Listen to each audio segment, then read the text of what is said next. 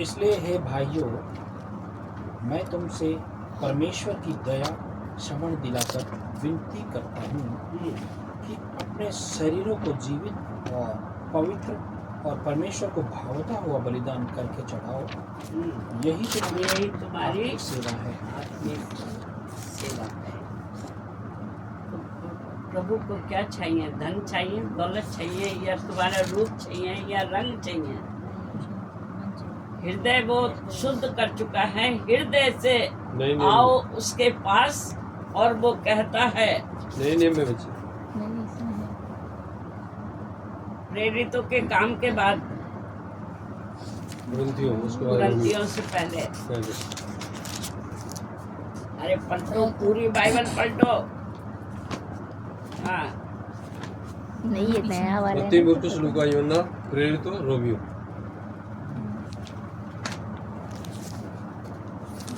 ला Romeo. मत्ती, मरकुस, लूका, यूहन्ना, प्रेरितों, रोमियो।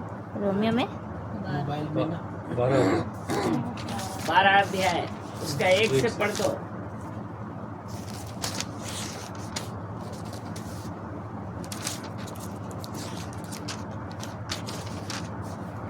इसलिए हे भाइयों, मैं तुमसे परमेश्वर की दया स्मरण दिलाकर विनती करता उसकी हूँ दया को याद करो, तुम्हें बचा लिया है उसने। कि अपने शरीर को जीवित और पवित्र और परमेश्वर की भाता हुआ बलिदान करके चढ़ाओ। हाँ। यही तुम्हारी आत्मिक सेवा है। हाँ, आगे पढ़े। और इस संसार के सदस्य ना बनो, परंतु संसार की बातों में मन मत लगाओ। तुम्हारी बुद्धि के नए हो जाने से तुम्हारा चाल चलन भी बदलता जाएगा। बदलता जाए। जब हम कुछ भी नहीं थे तो कैसे चलते थे? गूंगी और बहरी मूर्तियों के सामने माथा अपना टेकते थे, है ना? अब जब हमारा जीवन बदल दिया, प्रभु ने पवित्र कर दिया, तो सोच विचार आदतें हमारी बदल देना चाहिए। प्रभु का वचन कहता है पहले जैसे मत चाल चलन रखो। अभी तुम नए जीवन की उसमें आ गए हो, जिससे हाँ। तुम परमेश्वर की भली और भौती और सिद्ध इच्छा अनुभव से मालूम करते रहो। हाँ। क्योंकि मैं उस अनुग्रह के कारण जो मुझको मिला है, तुम में से हर एक पौलुस को कहता कहता है, हूँ कि मैं जैसा उस समझना अनुग्रह चाहिए। के कारण जो मुझे मिला है, मैं तुम्हें भी बोलता हूँ वैसा ही करो। लेखक जो है इसका लिखने वाला, रोमियो की पत्रिका, वो बता रहा है कि कैसे चाल चलन में विजयी होगे तुम लोग, प्रभु को कैसे भाओगे जब हम सच बोलेंगे। कभी कभी हमारे मोबाइल है ना, हमसे झूठ बुलवाते हैं, होते गाजोका में हैं और बोलते हैं मैं तो यहाँ हूँ। श्री हरिपुर में बताते हैं, श्री हरिपुर में बताते हैं, श्री हरिपुरम में बताते हैं। तो कितना फरेबी हमारा मन ये मोबाइल करा देता है ना? सच्चाई है ना? तो भले ही नुकसान हो जाए, लेकिन सत्य ही बोलो।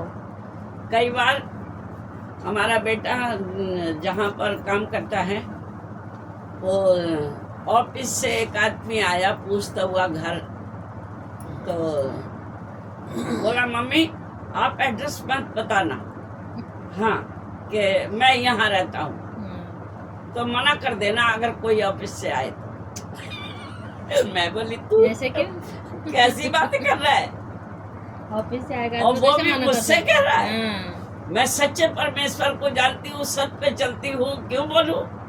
मैं तो उसको चाय पिला के बोलूंगी, यहीं रहता है वो। और मैं कई बार बोल चुकी हूँ, उस एरिया में मैं प्रचार करने आऊंगी, बोला नहीं आना। शर्माती होगी इसको। उधर प्रचार मत करना, बहुत लोग करते हैं उधर, तेलुगु लोग। तेलुगु आप लोग मत करते आना, हैं। आपकी हिंदी कोई नहीं जानेगा। तो हमारा जीवन सत्य पर चलना चाहिए। और किसी बात का डरना नहीं है कि कोई क्या कहेगा, या डर के जिएंगे तो हमारी हानि होगी, या कोई कुछ कहेगा या हमारा नुकसान करेगा। तो ये बातें मन में कभी मत लाना। और वचन सुनाना जरूरी है, अपने संगी को, अपने पड़ोसी को, अपने जिस महकमे में काम कर रहे हैं उनको बताना जरूरी है, क्योंकि बाइबल आज्ञा देती है हमें। मेरी गवाही है, जिस रात मेरी बेटी ब्लेसी का चश्मा उतरा, उस रात मैं पास्टर मोहन के चर्च से घर में आना ही नहीं चाहती थी। मैं बोली आज मैंने प्रभु का चमत्कार देख लिया है और अब मैं सबको बताऊंगी कि ऐसा है प्रभु चमत्कारी, अद्भुत करने वाला। और उसके बाद तो मैं आज तक चुप नहीं रही, सबको बताना मेरा काम है। हालेलुया। प्रकाश नगर से ये निकाल के ला रहे थे, उस दिन कहाँ गए थे, तो मैं इनको गाड़ी पे बैठी हुई, मैं बोली इन सारी गलियों में मैं प्रचार कर चुकी हूँ। उस समय बहुत अंधेरा था, लेकिन अब बहुत चर्च है। हालेलुया। बहुत अंधकार था, घर घर में तुलसी में दीपक जलता रहता था। और 7 कुएं जहाँ है ना, 7 मंदिर, हाँ 7 मंदिर, वहाँ पुजारी को प्रचार किया। मैं बोली ये यीशु मसीह का ट्रैक्स है, आप पढ़िएगा। तेलुगु दिया था उसको। बोला कि मुझे क्या काम, मैं तो इस मंदिर का पुजारी हूँ और अंग में मेरे ये है, पैरों में ये है, सिर में ये है, उनके नाम लेकर बोल रहा है। मैं बोली सुनो पुजारी जी, अगर रोड में चले गए ये सब छोड़ के भाग जाएंगे और बस आके गुजर जाएंगे। फट से ले लिया डर गया। वो प्रभु बोली देता था मुझे और कोई भी मना नहीं करता था। नौशराबाग के अंदर एक बोता मार रही थी औरत। मैंने बोला बहन जी ये शुभ संदेश आपके लिए है, ये लीजिए पर्चा।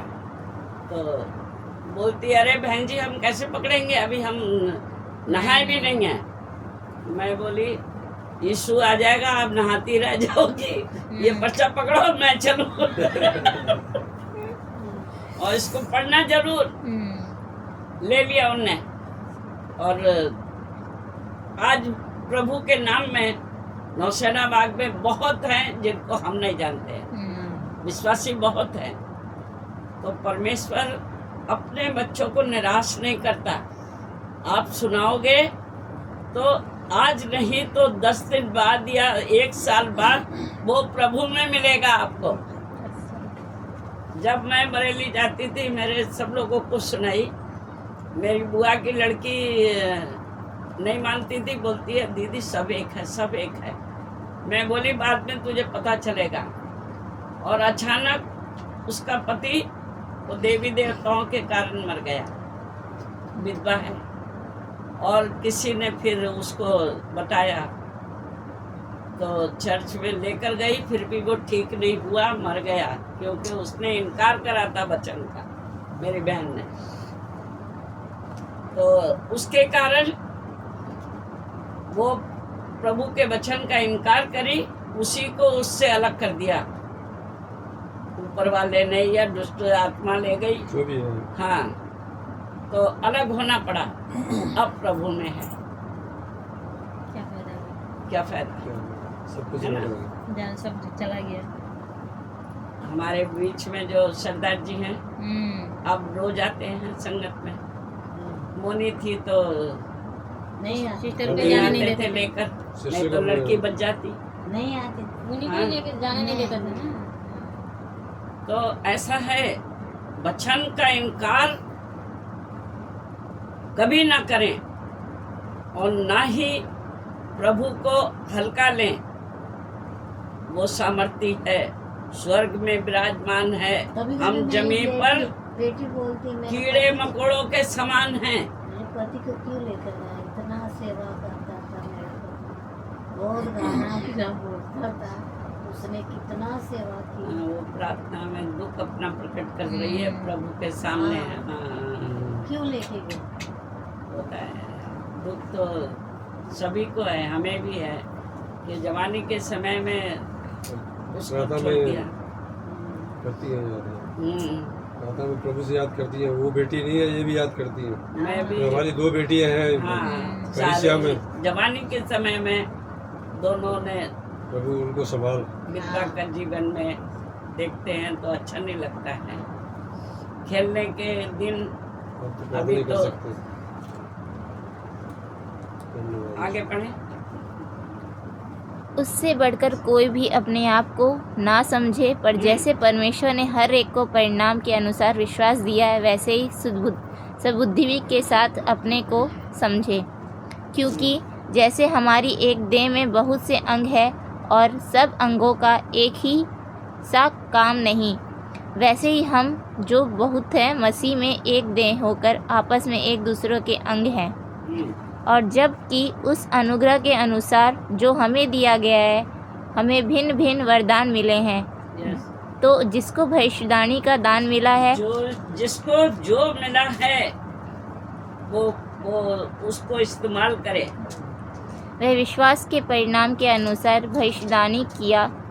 यदि सेवा करने का दान मिला है तो सेवा में लगे रहें, यदि कोई सिखाने वाला हो तो सीखने में लगे रहें। जो उपदेश हो वह उपदेश देने में लगे रहे। दान देने वाला उदारता में से जो अगुवाई करे वह उत्सव से करे, जो दया करे वो हर्ष से करे।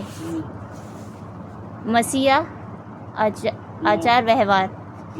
प्रेम निष्कपट हो, बुराई से घृणा करता है, भलाई में लगे रहो, भाईचारा के प्रेम में एक दूसरे पर स्नेह कर रखें, परस्पर आदर करने में एक दूसरे से बढ़ चले, प्रयत्न करने में आलसी ना हो, आत्मिक उमंग में भरे रहो, प्रभु की सेवा करते रहो, आशा में आनंदित रहो, कलेश में स्थिर रहो, प्रार्थना में निरंतर लगे रहो।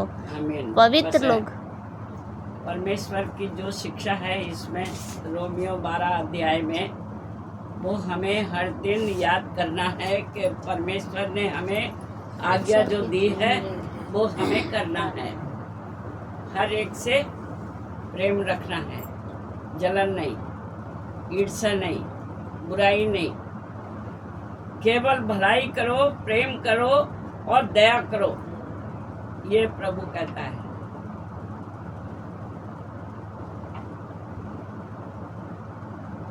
उसका पढ़े नंबर बहुत छोटे 20 से पढ़े 20। परंतु यदि तेरे बैरी भूखे हो तो उसे खाना खिला, यदि हाँ। प्यासा हो तो उसे पानी पिला, क्योंकि ऐसा करने से तू उसके सिर पर आग के अंगारों को ढेर लगाएगा। हाँ। बुराई से ना हारो, परंतु भलाई से बुराई को जीत लो। जीत लो। आमीन। प्रभु ऐसी शिक्षा देता है। प्रभु आशीष दे हम सबको।